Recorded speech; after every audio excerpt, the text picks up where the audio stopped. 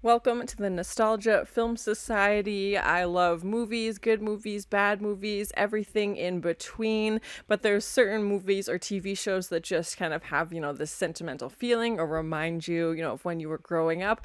I never watched Goosebumps when I was younger. I was way too scared. So now I'm trying to be brave and watch some of them. So today I'm watching Goosebumps Season 2, Episode 5. You can check out my reaction to the first season on my Real Reviews with Jen YouTube channel. I definitely remember hearing about this show when I was younger and seeing like trailers and some of my friends would watch it, but I stayed away from it. I was terrified. Anything horror related I wouldn't go near. It would have given me nightmares for weeks. And it's been interesting to watch it as an adult, and some of the stories are really interesting. I know that it's based on a book series as well, and I have some of the books, but I haven't had a chance to read them, so let me know in the comments how accurate the show is to the books. But thank you so much for sharing and this first time watching with me. If you have any other suggestions for TV shows you think I should watch, please comment below. And as always, please like, comment, and subscribe to this channel, and check back often for more awesome content.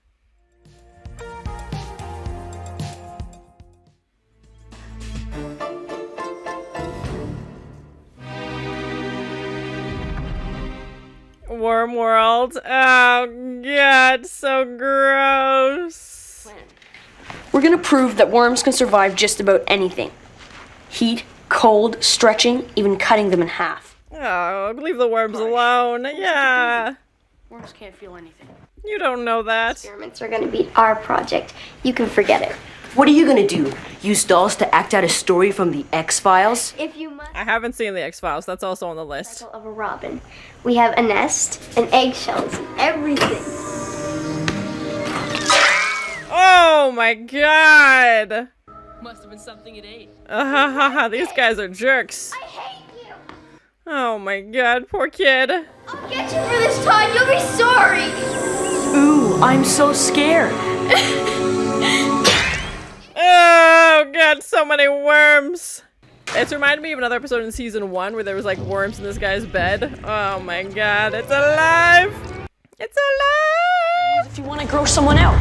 I mean, you should have heard Regina the time I put a handful of night crawlers into the bathtub. You hear her squeal all the way across town. Oh my god, what a jerk. Figured out for the worms.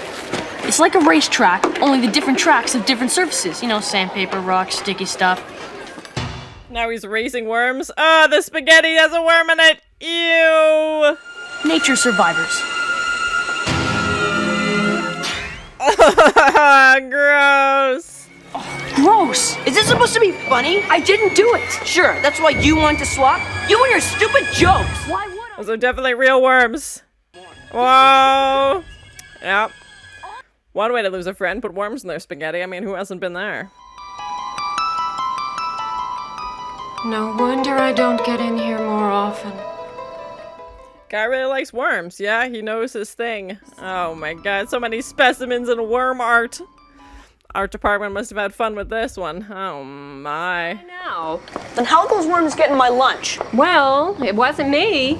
I like to see you getting your protein, but that's going. Alan found me guilty. You wouldn't let a judge treat your client like that, would you? If you were my client, I'd tell you to plead insanity. The prosecution rests. Now hit the sack, worm boy. It's after 10. Yeah, these like worm anatomy posters and like worms on his lamps and stuff. Oh my god. Ugh. No, thank you.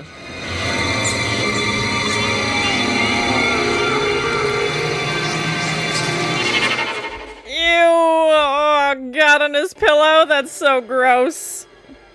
This poor kid had to snuggle up to some worms. Oh, gross. I told you I didn't want these worms in the house. But Todd, I'm not going to debate the virtues of worms with you right now. It's always a good way to start a conversation.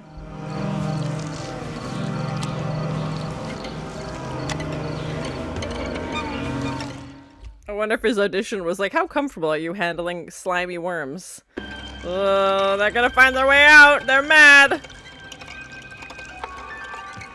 Oh, buddy, change the sheets or something. Oh, no. And the, like, scratching sounds. Eel. we could order pizza, double cheese, pineapple, pepperoni. And worms. I didn't do it. Worms on pizza would be a delicacy. I'm going down the lake to dig for fresh ones. Coming? Nah, Mom wants me to shampoo the dog, but I'll ask her about sleeping over tonight. Classic. Just ignore him, Beth. Well, I always do. Worms on the brain. Worms on the brain. Oh, nothing like being chanted. Yeah. By your younger sister. I mean, they're not wrong. He is a man fully invested in this worm life.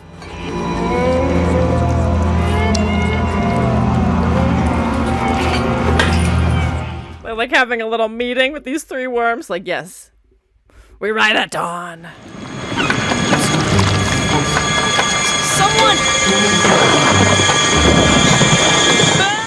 Oh, what? He just disappeared. Oh, cue the mysterious cave.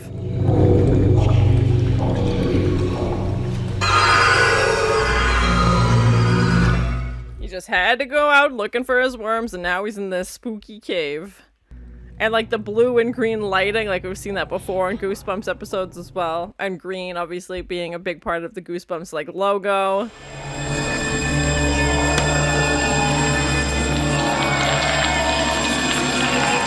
And these like menacing three worms. They're like, yes, he's fallen into our trap.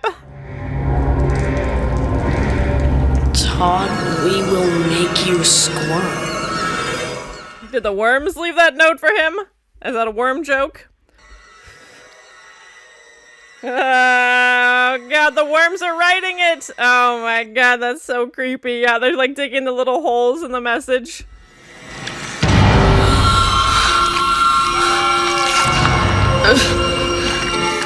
Revenge of the worms! Dun da da da! Nightmare fuel. No thank you. Gosh, so squishy.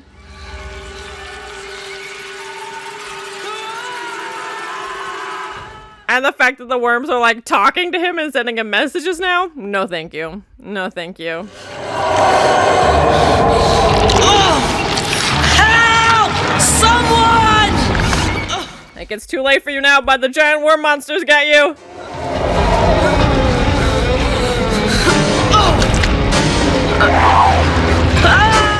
Oh my god, it's got him by the legs! Yeah, he's like, I'll just scoop you up and take you with me. He's like, I changed my mind, I hate worms, I hate them! Oh, bye, Todd!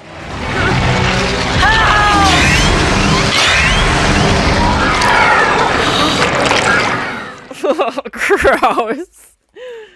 I can't believe he'd wreck his clothes just to play that dumb trick. What can I tell you? He's nuts. Yeah, the giant worm theory is not gonna help his case for his sanity. Worms on the brain. And it makes sense that a giant worm would be terrified of a giant robin, but still, something got him.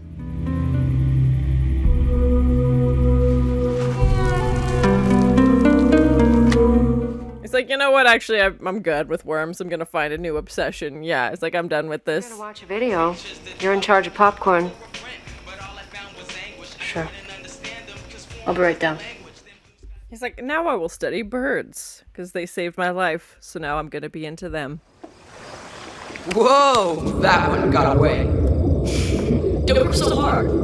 Bring Luke down. It's like minnow POV, what are we doing? That's what he said about the worms! We are nature's perfect creatures.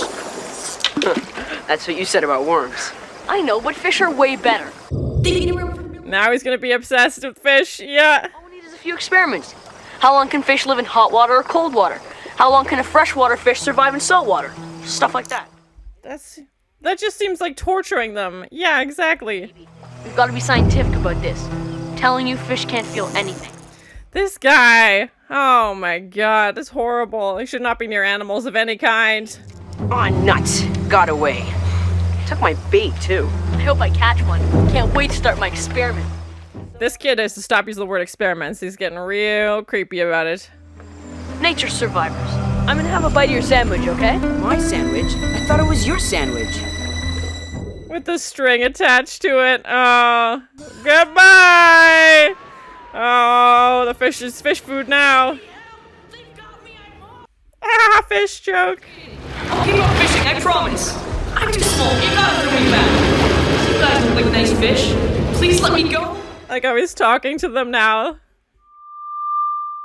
So that was my first time watching Goosebumps Season 2, Episode 5, all about this kid who was obsessed with worms. And I know I've said it before, but I like how these episodes keep in, relatable pieces of the story. Like, I think there was always that one kid, or maybe you were that kid, who was just completely, obsessed with spaceships or, whatever it was. And this kid was obsessed with worms and had, posters completely covered his whole room of the anatomy of the worm, was collecting worms, obviously. And it sounded like he was going to do some horrible experiments on them, which is terrible. And I like that it was like the worms' revenge, like they were retaliating against this kid, because he wasn't just like obsessed with studying them, he wanted to do bad things to them. And we saw, at the end when he's like, oh, fish, like they don't have any feelings, and just his disregard for insects and animals and all these different creatures, and doesn't concerned about what he's doing to them. Like the experiments he wanted to do, like, let's see how long a fish lives in hot water. It's like, it's not going to, bud.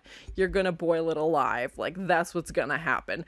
And that was kind of his mindset towards the science fair, and, putting worms in his sister's Robin, and, almost ruining her project because he thinks, it's like we've seen in so many other episodes of Goosebumps, there's always pranks involved and bullies involved. So it was interesting to have one from like the animal's perspective or the insect's perspective of these worms that are, trying to take revenge.